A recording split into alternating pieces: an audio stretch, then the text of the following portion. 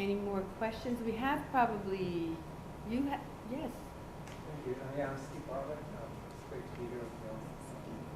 And just like to, I guess, give a question to those who receive the prize. In terms of the U.S. Food Sovereignty Alliance that's trying to come together and create a space for this kind of solidarity, grassroots, how can we as an alliance be helpful to educating people about the issues of lands that is important for wildlife corridors, for hunters, sustainable.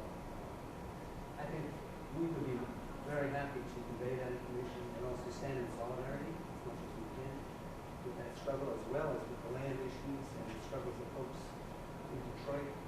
So I'm just throwing that out that that's kind of our vision of how we see the U.S. Food Sovereignty Alliance. It's a space where that kind of solidarity can take place. I just like to say that, and some of you have been in some activities where we discussed the Food Sovereignty Alliance, and I just like to say that that's kind of our vision, is being a means of creating that solidarity and having people-to-people exchanges, having people get to know each other in the different struggles, farmers and pastoralists, people who need land for hunting, people who need land, the community model of agriculture versus the corporate model of agriculture that wants to impose itself on Detroit.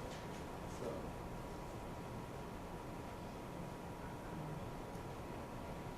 Yeah, I just want to say that I think in terms of thinking of the different ways that people from southern communities can support indigenous peoples is to, I guess, just become proficient in the language that gets used to be able to influence your local governments to, push and advocate for the changes in the setting aside of the land, for hunting and gathering. There's some great resources available for doing that. Indigenous Peoples Restoration Network. There's a forest ecologist by the name of Dennis Martinez that lives in the Sierra Nevada. There's a website, and he's amazing because it's all about the work he does. It's about land management, and I hate to say land management because I don't believe we manage the land. We manage our behavior in relation to the land. But that's kind of the policy circus he gets involved with, and forest ecology. And it's a great place to go to be able to get some of the language in an ecology kind of context, context type stuff. Are those links on your website, Dawn? If that one isn't yet, I'm looking forward to it soon. So let me put your website on the page there so people can Yes, take it it's down and find it. indigenousfoodsystems.org. And that website is a place that indigenous and anybody involved in indigenous food-related actions, whether that's indigenous or non-indigenous, can go to that website and share information. You can upload profiles of individuals or projects or communities, networks, share any kind of information that you think is related to land, food, health, economics, strategies, restoration. And we use a framework that we acquired, or that the people from South Africa shared with us when we did an indigenous food learning exchange in South Africa. And they have 10, a framework that outlines 10 key entry points for entering into policy discussions. So we kind of use that to organize a lot of information that people are welcome to share. You can contact me directly on the contact page on the website. Great. Susan, you want to say anything? Thank you. And I appreciate getting to be part of a conversation that has as many parts as this one does. Sometimes I say it as a sort of dry, painful joke to myself that people in my community ought to be really good at understanding infrastructure, because one of the things that the privilege and the professional experience of a lot of people in my community have is making the regulations and so forth. And so sometimes I feel ironic about that, and sometimes I feel incredibly serious values, to me, understanding that we can get of policy and regulations of all the infrastructure stuff, because that is so much where power lies. And so the comment I want to make pertains to that, which is that I went to the hearing on livestock that the U.S. Department of Justice was VA hearing in August in Fort Collins. And it absolutely blew my mind to talk at length to some farmers, to some ranchers, to realize that as independently offered protein, pork or beef, as there gets to be less and less of independently sold stuff in the market and all the stuff is captive, there is basically nothing on which a price can be set.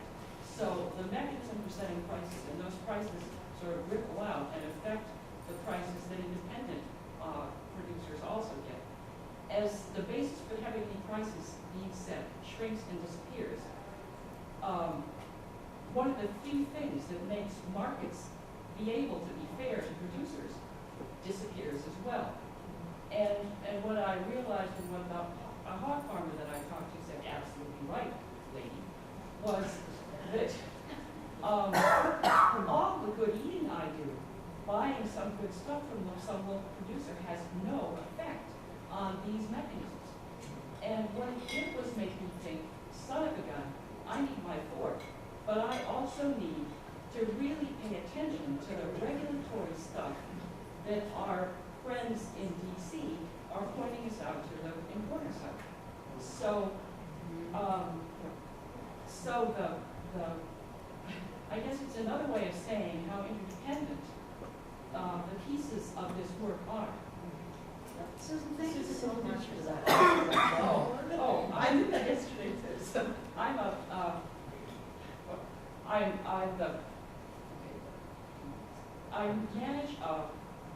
sorry. I have a radio program on food and agriculture called Once for Dinner. I helped save a farm, and the people in my town asked me to manage the organic raspberries that were selling. So I manage an acre and a half of organic raspberries. And I don't say I'm a farmer, I say I manage the fields. I sort of summon the, anyway. And I'm doing a program trying to recruit young people to learn about food and agriculture and work with churches. That's an institution, part of the institution. We've only got a few minutes left, and I have something I want to say before we finish, but I'm just wondering if there's other people who are sitting on a burning question or issue. Okay, Two burning? Heather, who I would. I'm sorry. Raise your hands again for the last one. Nora hasn't said a word yet. Go ahead, Nora. No, I just wanted to flag, I mean, in this group, as in all the others I've been participating in since I got here, I've been so amazed and so enthused by the richness of the experiences that are taking place around this country, and so convinced of the importance of meshing and exchanging the kind of goals that you have for the alliance that's being born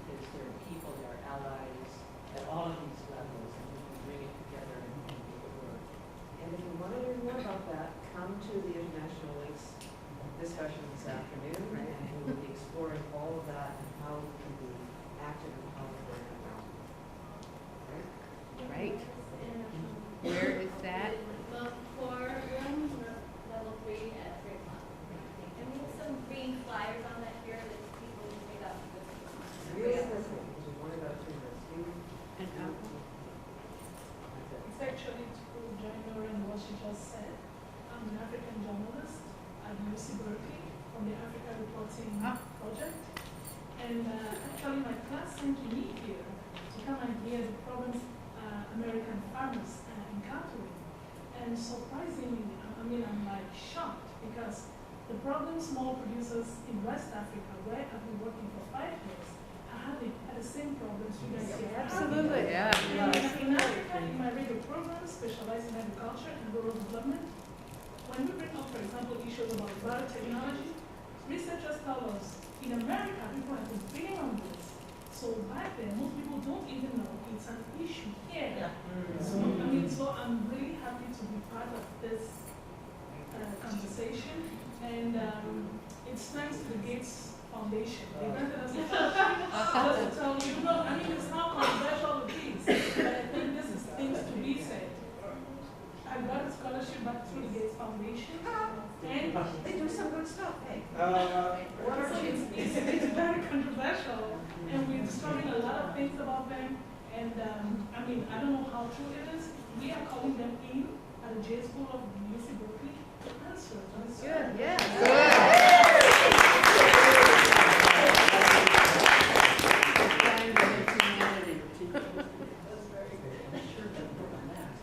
So I just want to thank those that had the vision to have the Food Sovereignty Prize, and there's a lot of people in this room, and our organization has really benefited because we got honorable mention last year, and that's Community United for Global Justice. And it's such an opportunity. I feel so privileged to be having heard from everyone who was honored today. It was so incredibly moving. I was almost crying and having to interpret. It was like, hold it together. But I just wanted to say that we've been in contact with this interview for Radio West Africa about a campaign that we have called AgriWatch, which is monitoring the role of the Gates Foundation and the Alliance for the Green Revolution in Africa, which is a terrible scheme to bring industrial agriculture and genetically engineered crops to Africa.